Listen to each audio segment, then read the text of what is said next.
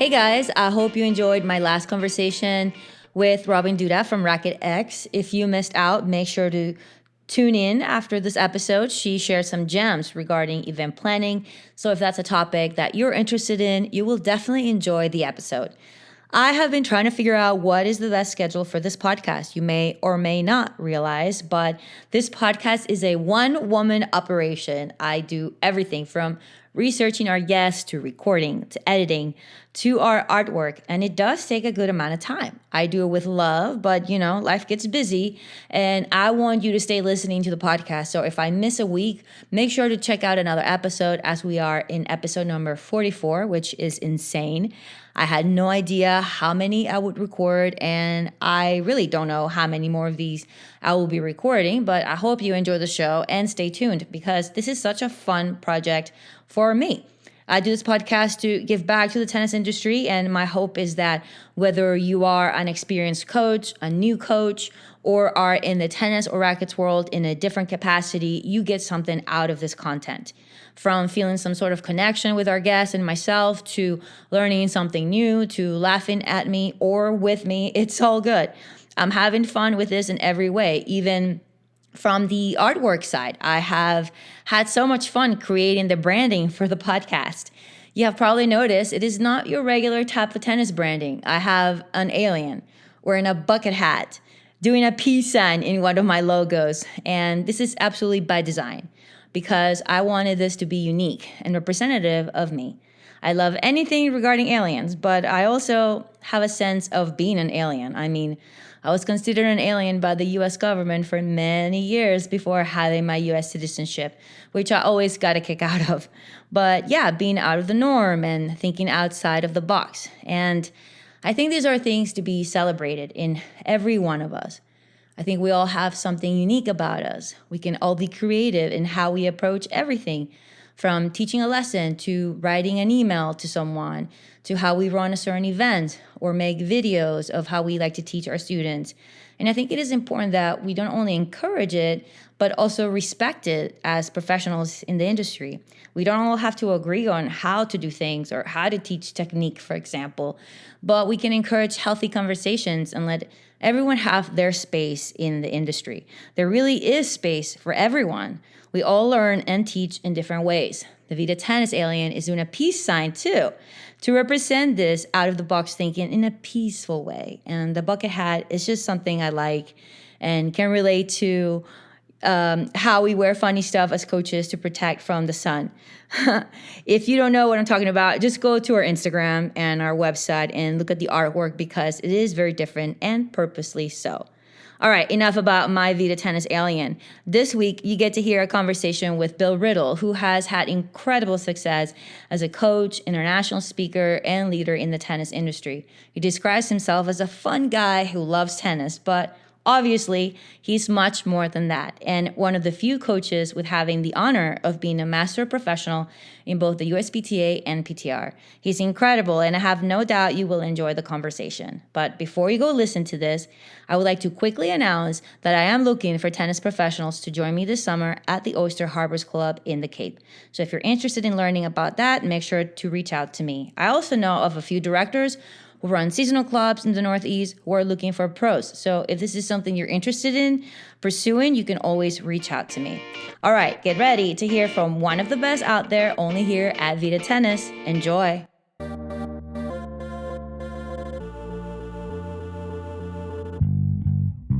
Welcome to Vida Tennis, the podcast for those of us who eat, sleep, breathe tennis. Today, we get to hear from Bill Riddle, head coach of men's and women's tennis team at the University of Tennessee Southern. He has been in the tennis industry for over 35 years and is a PTR International Master Professional, USPTA Master Professional, and belongs to the Global Professional Tennis Coaches Association. Bill has received several tennis teaching awards, most recently being honored as a 2021 USPTA Southern Pro of the Year.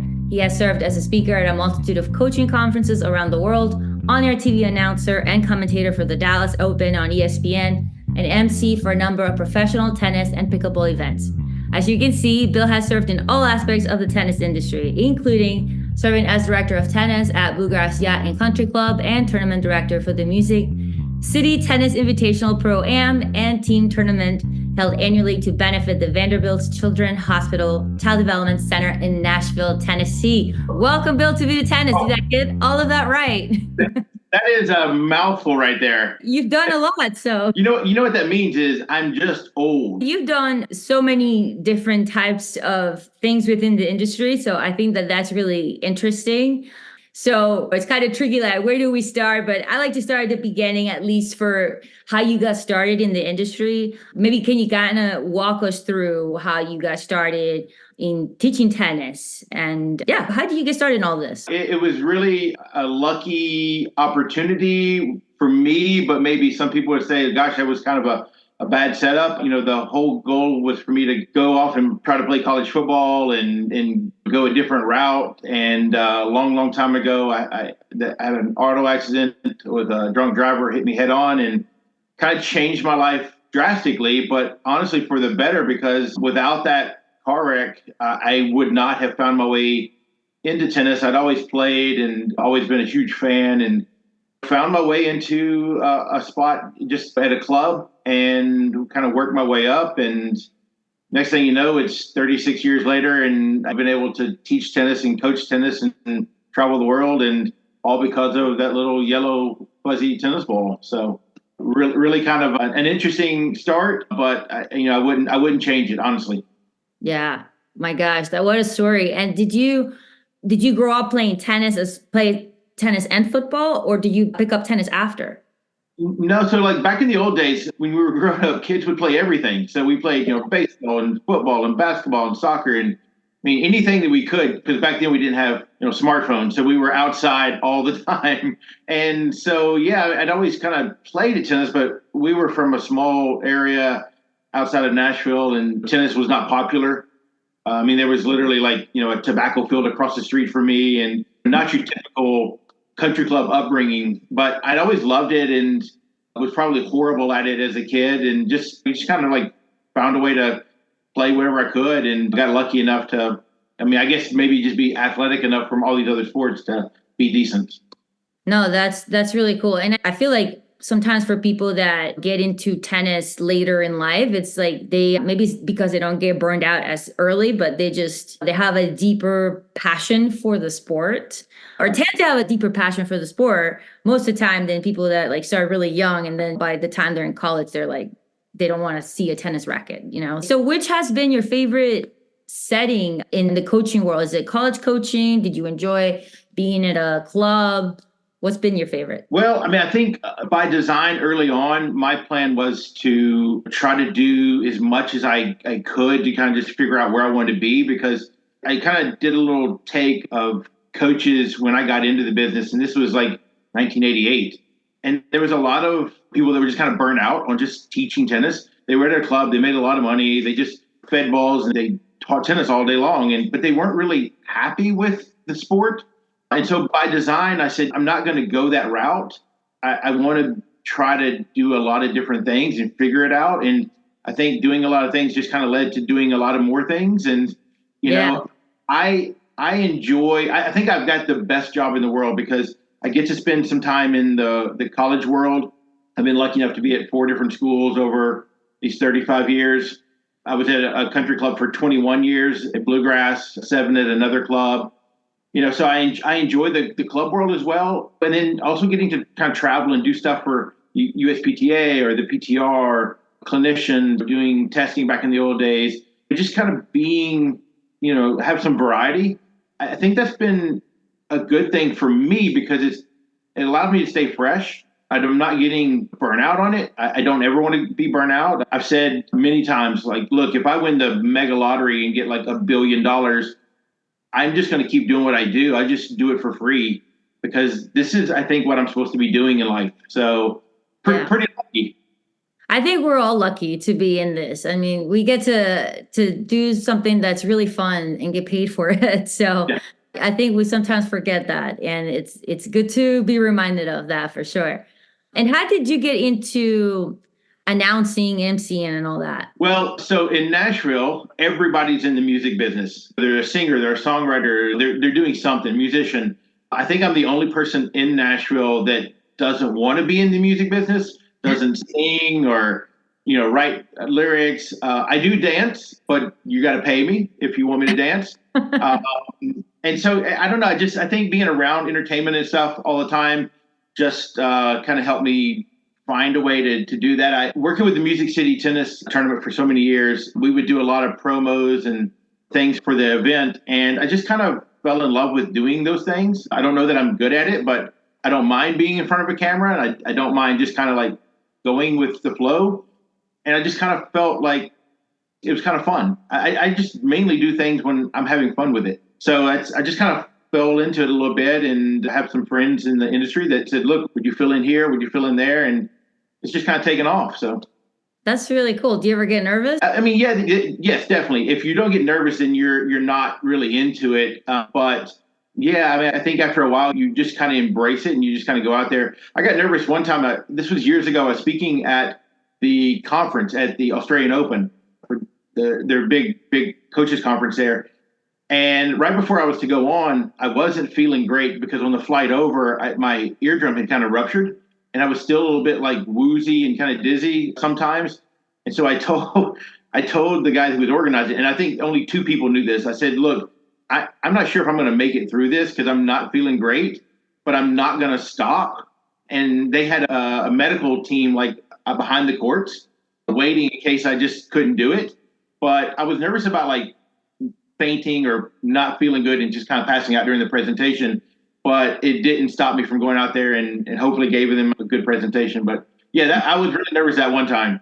Well, that's a good reason, I guess, to be nervous. I think I would be nervous just in general, but the nerves eventually turn into excitement, and then you just kind of get through it, I think. But what about speaking at conferences? I saw that you've been a speaker at several conferences.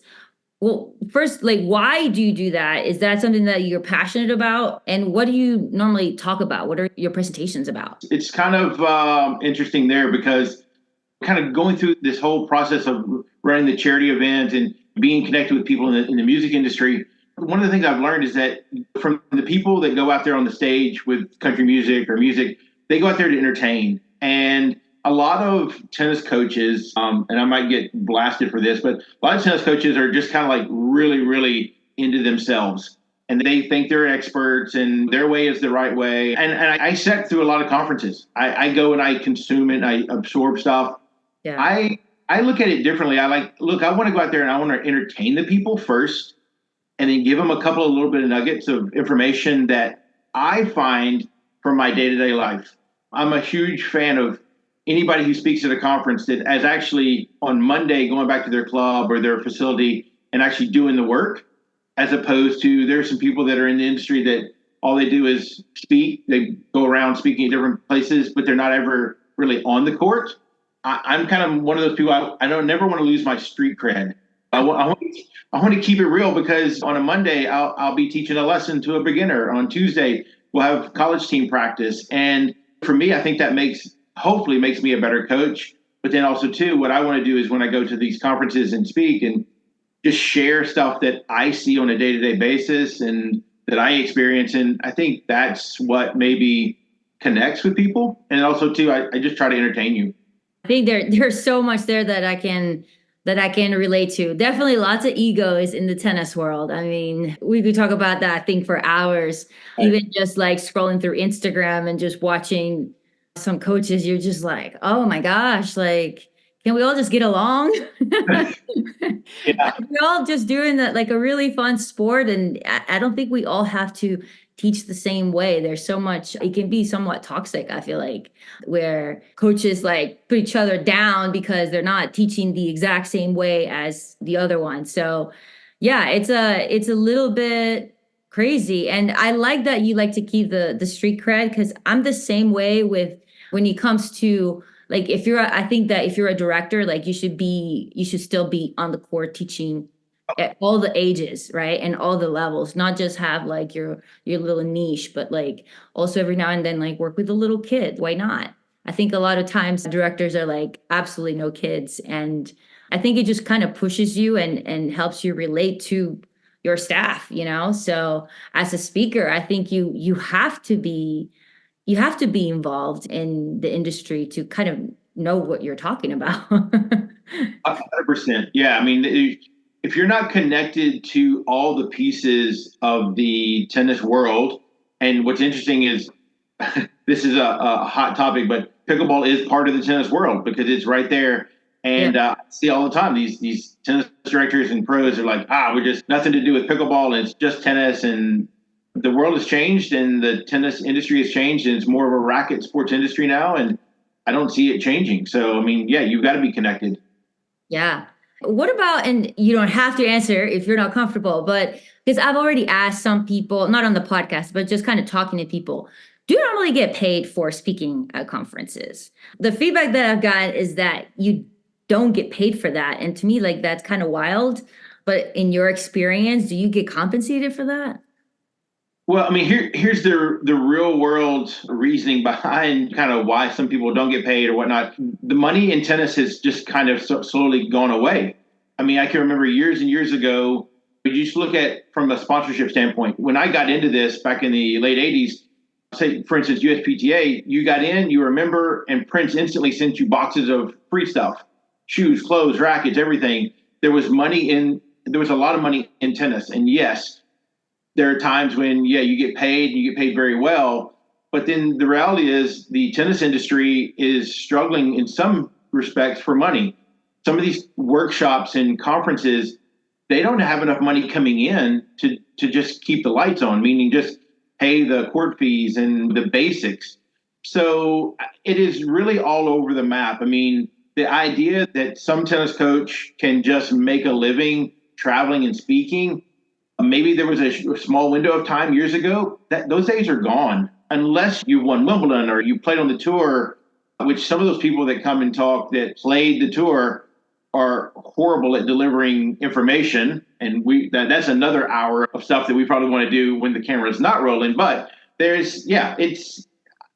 get paid sometimes very well. Sometimes you do it for free just because you love it. And if you're afraid to do something like that for free, then I think you need to kind of take a look in the mirror, because part of what we do is kind of giving back, and whether it be your time or just your knowledge, I think is hugely important. Yeah, absolutely. There's a huge aspect to that, to giving back and just helping the industry overall. But I just wasn't aware that was the situation. I always kind of thought that, I mean, I guess I didn't give it much thought. I just kind of assumed that everybody was getting paid some amount of money. But for a lot of the feedback that I've gotten is that maybe you get your conference expenses paid for, and that's really it. I was just surprised. Yeah, I mean, once you run conferences or workshops or even just a lunch and learn where you're paying for the lunch. Well, you go to any restaurant, there's $1,000 right there for a handful of people, and the money's going to come from somewhere, and we don't get it from the USTA, and it's not there from sponsors like it used to be. So if you don't have the money coming in to run the event, you don't have money to pay the speakers. So. Yeah, it's a sponsorship thing for sure. Yeah. And what do you normally talk about in these conferences? You say you're there to entertain. Like, is there a specific area that you focus on? Is it college coaching or just coaching in general? Like, how do you go about choosing what you want to talk about? And the reason I ask is because I personally would like to see more a variety of speakers. So I want to encourage people to consider this in their career, to give back, but also to make the industry better. Right. So how do you go about choosing a topic? I think early on, what I would do is I presented to different organizations, hey, I'd like to talk on this particular topic or that particular topic, and just trying to find out where am I? Because everybody's got something that they're really strong with, or they got a huge background. I think I'm lucky in that I'm kind of like that utility knife. First off, if you want me to talk about something that I've never done, I'm not going to do that. But because of the variety of things that I've been involved with over this career, I think that I can share. And really, for me, that's what it is. It's like, look, the first 2 minutes, I want to just kind of connect with you, entertain you a little bit. If I can get you to smile in the first 2 minutes, then I've got you, right? And it's no different than when an artist comes out on stage and they go into that first song, they connect you with them. And then after that, then they can kind of go whatever direction. But I kind of feel like I do the same thing, is just take what the conference needs or wants from that particular spot and try to deliver on it. But once again, I've never gone out there and just talked about stuff just because, especially if I've never had any experience with it, because that's not me, and that's not what you're looking for. You're looking for really good information. And I think most of the time it's like, what can I give you that on Monday when you go back home, you can put into play? And that's really it. Yeah. And let's kind of shift gears here into some of the event stuff. I saw that with the Music City Tennis Invitational, like you guys raised a ton of money for your charity, which is awesome. But what do you think was the key to their success with that event? So this past year, 2023, was the 50th year anniversary of the event. And it started back in 1973 with some really iconic country music and industry people. And it had this legacy of, whether it be, Kenny Rogers or Brooks and Dunn or Reba McEntire, all these people that are kind of country music royalty. Nashville is the home of country music. And a lot of these people that were in the music industry played tennis. And that's how this event started. And I got involved probably, 30 years ago, I guess it was. And what I tried to do with the event was give more of a tennis event vibe to it, as opposed to just a bunch of country music people, industry people getting together and playing tennis.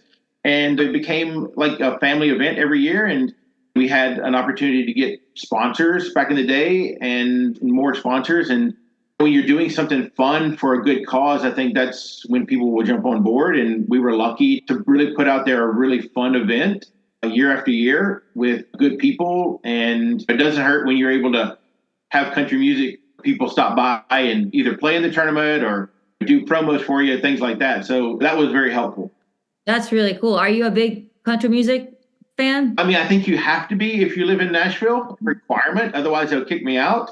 Kind of growing up, not really. But yes, I mean, I really love it. I mean, within 10 miles of any direction of where you live in Nashville, you're going to run into somebody that's country music royalty, and all your neighbors are in country music and music industry. And it's a different vibe down here.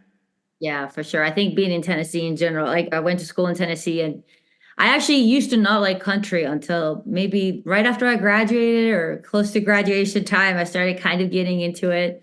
But you can't help it, I think, if you're in Tennessee. It gets you. And honestly, country music isn't country music anymore. It's kind of a pop kind of a thing. It's really not what it used to be. Yeah, for sure. What got me into country was the Dixie Chicks. Oh, yeah. I absolutely love them. So that was like my entry point. And then I started listening to other artists, and then I got into country. My husband now, he's a huge country guy. He loves it way more than I do. Your favorite country music artist that's current, not Dixie Chicks, but somebody new? Zach Bryan, probably. I don't know. I don't really listen to a whole lot of country now, but yeah, I love the Dixie Chicks. All the, even Reba, Taylor Swift, even though she's not country anymore. All the women. I think the women voices are spectacular in country. Miranda Lambert, I love her. So yeah. And so in general, what do you think? And I asked this to one of our previous guests who's doing this huge event called Racket X. But I kind of like to get some feedback from people that have done big events like yourself. In your opinion, what do you think makes an event special? That's a great question. I mean, I think at the end of the day, you just have to have a connection with people. People want to feel like they're a part of whatever you're doing. I don't care if it's music, tennis, pickleball, or throwing darts. They want to feel connected.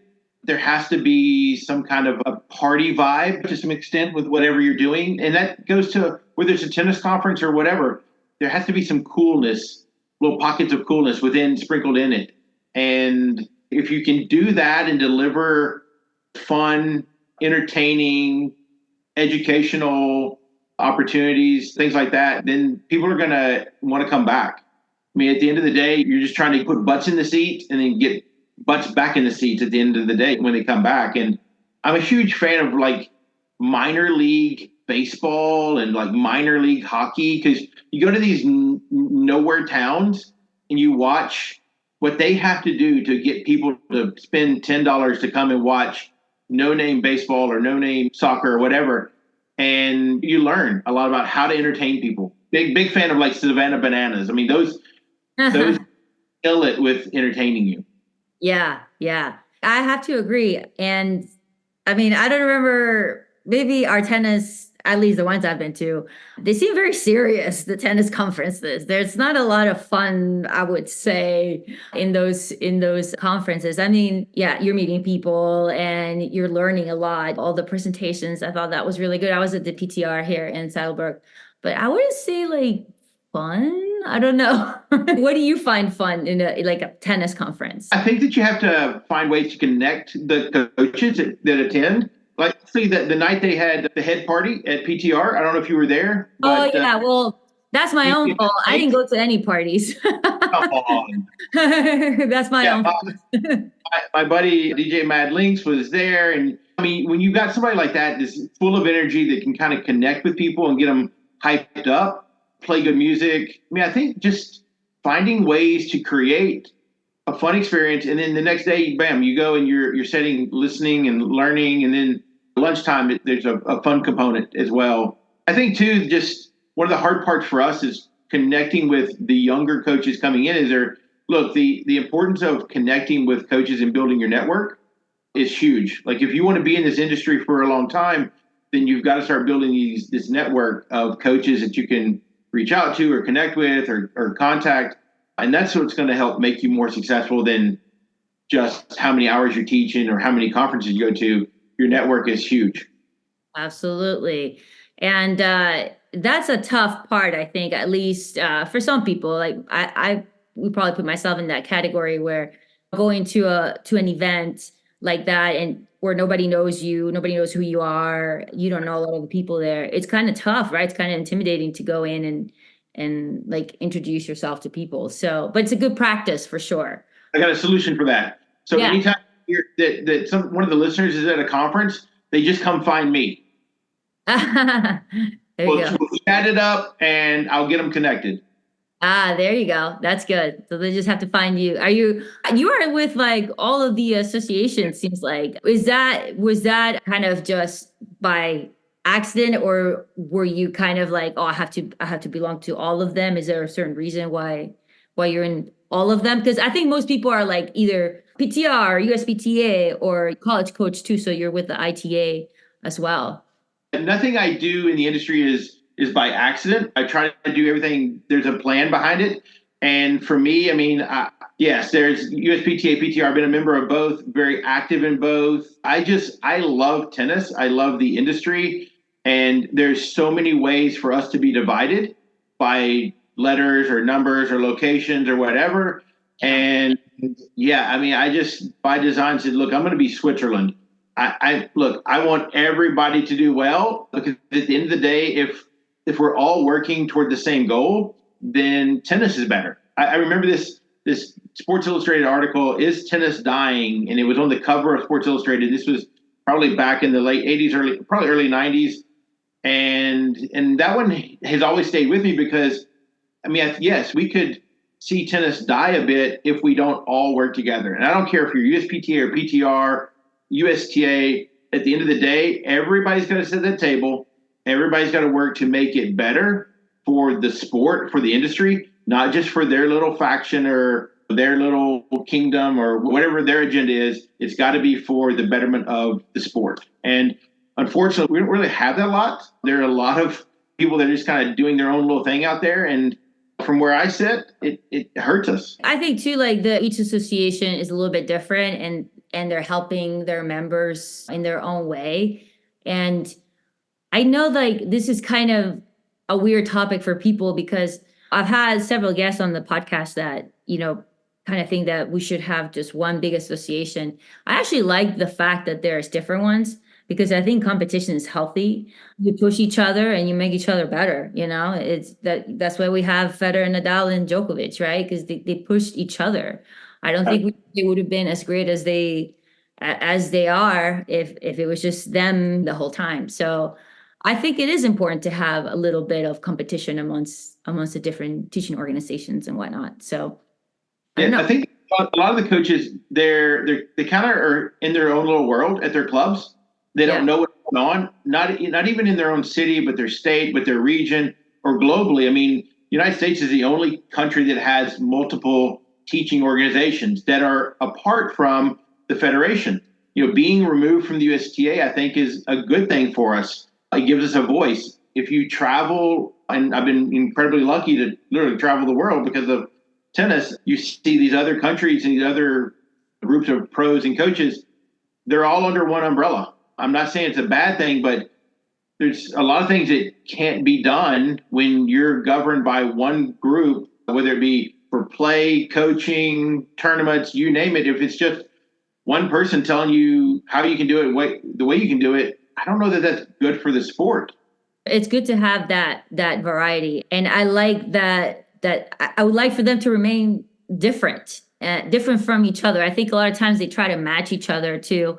But I think it is important that they kind of do their own thing, because I think they have different things to offer to the pros. But that's just my opinion, but I don't know. No, it's good. I like it. We can be friends now. I like this.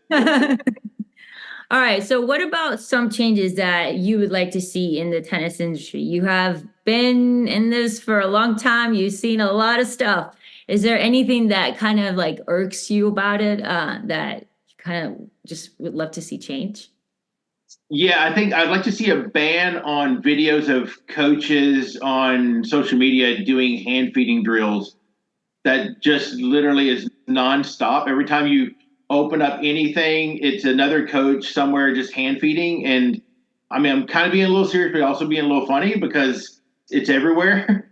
I think what happens is the consumer, the average player, looks at it and goes, oh, well, my coach doesn't do that, so maybe I'm not with the right person. And everything can be done in moderation and at the right time in the right space. But that one just kind of bugs me a lot. I don't know what I would change other than maybe try to, I think, better communication. Transparency and communication would be great.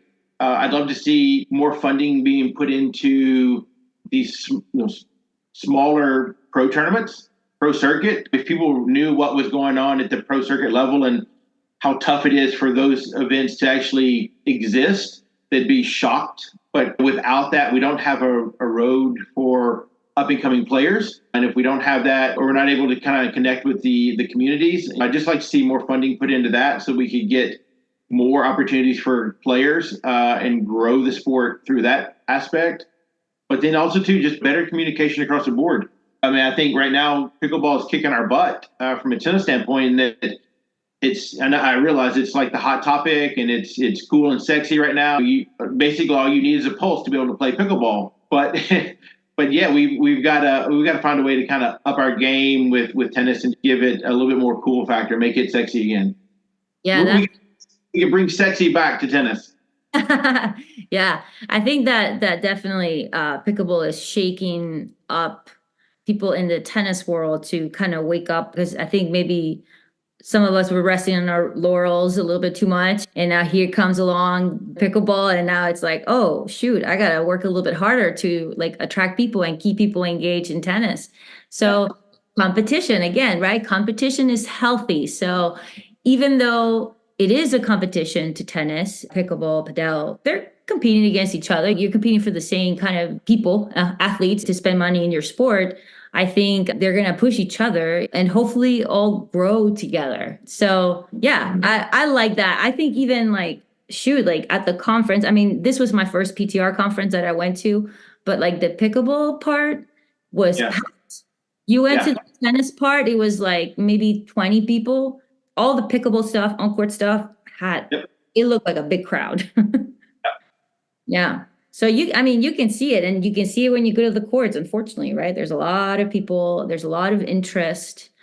Well, I mean, right now there's not a lot of regulation. There's not a lot of oversight over pickleball. Look, you can set up and go and play anywhere, and it's easy, and there's no one telling you can't. And too much right now is happening in tennis where you can't do this, you can't do that. We're all kind of fighting for the same people, and that pot of people that are playing tennis is shrinking and shrinking, and we're not filling it back up quick enough. And that's one of the things we've got to do. We've got to do a better job of just getting people back on the tennis court and just letting them play without it being too cumbersome. Yeah. Are you involved at all with other racket sports? Yes. I just kind of By design, I try to make sure that I'm connected with these different things so I have an understanding of it. I'm a global ambassador for pop tennis. And actually, while I was in Australia for those 2 or 3 weeks, did a lot of work with Tennis Australia and pop tennis, play and teach pickleball, touch tennis, trying to get into padel a little bit, but there's a limited number of courts and spaces out there. But yeah, I mean, I want to be able to play it and experience it and be around these other sports because they're complementary to tennis. If we look at them as just a threat, then that's what they'll be. But at the end of the day, we just want people to be out there on a court. It's much easier to get somebody into tennis from another sport than it is just straight off the couch. And that's been my experience. So having an understanding of these other sports, just like having an understanding of running a tournament or a public facility or a private facility, just having an understanding of these different things, I hope will make me a better coach and representative of the industry. And at the end of the day, that's all I can do is be better, try to be better myself so that maybe I can help others be more educated or better. Yeah. And bring more people to your facility too. If you're at a club or even like a park that has multiple courts or multiple racket sports, I mean, you got to be offering all of them if you can, right? Yeah. Or the more you can offer, the better. So absolutely. What is touch tennis, by the way? I never heard of that one. Oh my gosh, touch tennis is really cool. It is 19-inch racket played on basically the size, just a little bit smaller than a pickleball court. It's a foam ball. You get one serve overhand and you play just regular tennis. So imagine playing mini tennis, like what we would do with the kids inside the service boxes.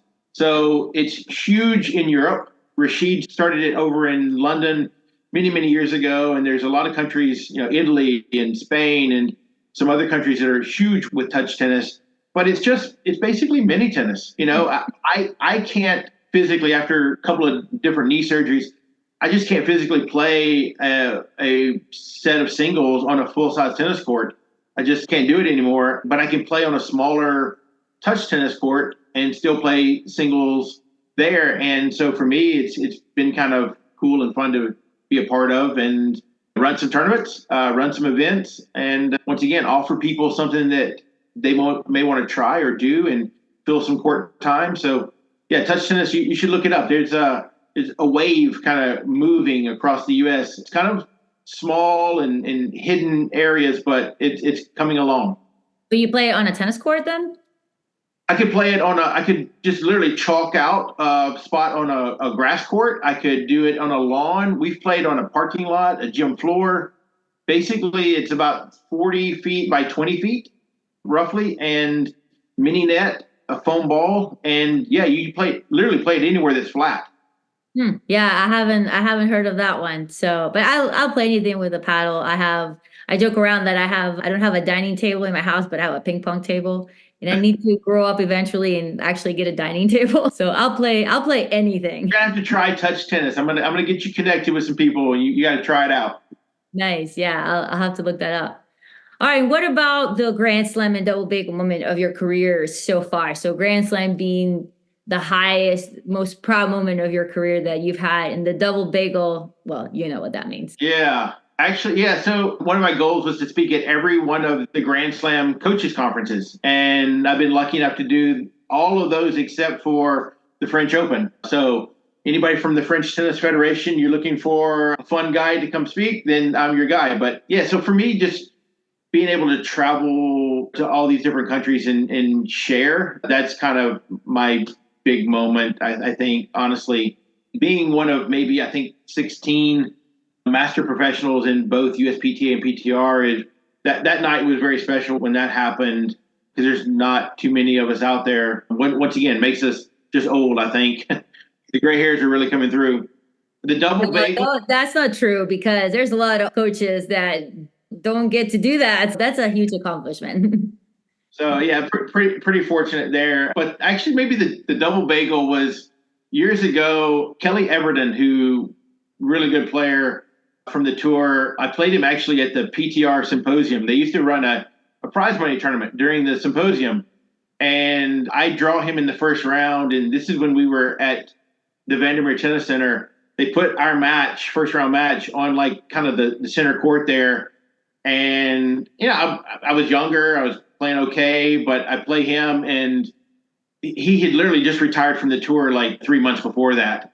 And we go out there to play, and he just beats me down in like 15 minutes. And there was at one point I was up like, I don't know, 40 love, and I missed like the next 4 balls straight, right? And he wins 0-0. And we're sitting around talking afterwards. He goes, mate, I was trying to give you that game so it wouldn't be a bagel, but you just kept blowing it. And I was like, yeah, I did. I was an idiot. So I think I was just too caught up in just playing this guy who just finished an amazing career. And all my mates are over there on the side, just kind of like giving me a hard time as I'm playing. So yeah, that was a slow one, but fun still, you know? Yeah. Literal double bagel. A literal double bagel, yes. When's your next speaking engagement? Do you have any conference coming up that you want to refer people to? Yeah, actually, Friday I leave to go up to Minneapolis, the Northern Coaches Conference. It's a kind of a joint venture with high school coaches, USTA, PTR. I think they do one really big one for the state up there. So I'll be speaking Friday night and Saturday. And yeah, I have not done that conference before. Pretty excited about that because 2 things. I'm going to do an on-court presentation for developing players. And then also too, I'm going to do an off-court presentation on kind of the pathway to college tennis. For me, I really enjoy the opportunity to talk about college tennis because most people look at college tennis as just D1 or nothing. And as you know, there is a ton of amazing college tennis out there at these different levels below D1. And yeah, so anytime I get to talk about college tennis and connect with coaches, then I really love that. So be in Minnesota this weekend. Very cool. And I love college tennis.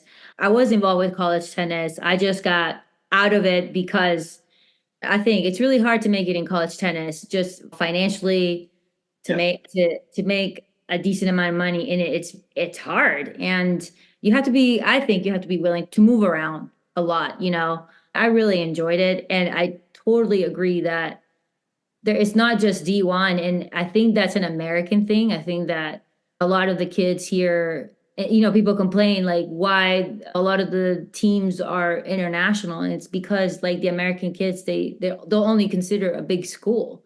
And the kids, or is it the parents?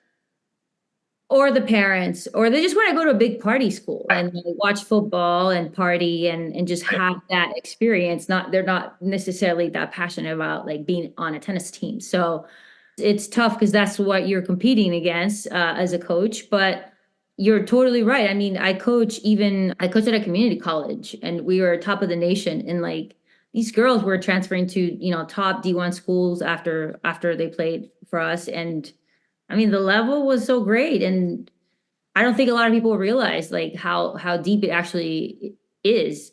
And at the PTR, like that 25K, oh my gosh. I mean, that's not college, but like the level was amazing. And I mentioned this on my last episode, like there was nobody there watching. No.